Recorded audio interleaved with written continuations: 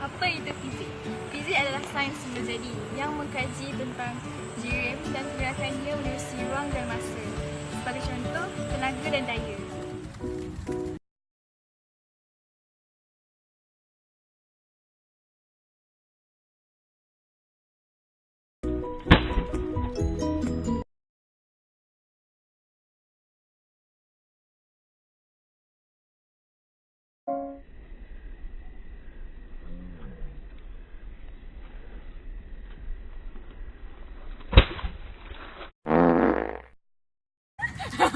Anda mesti tertanya-tanyakan, apa kena mengenai video tadi dengan fizik?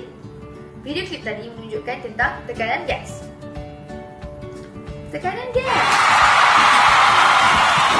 Okey.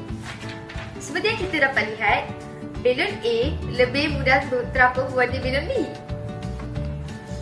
Okey, ini disebabkan tekanan udara yang terdapat dalam balon A lebih mampat dan ringan.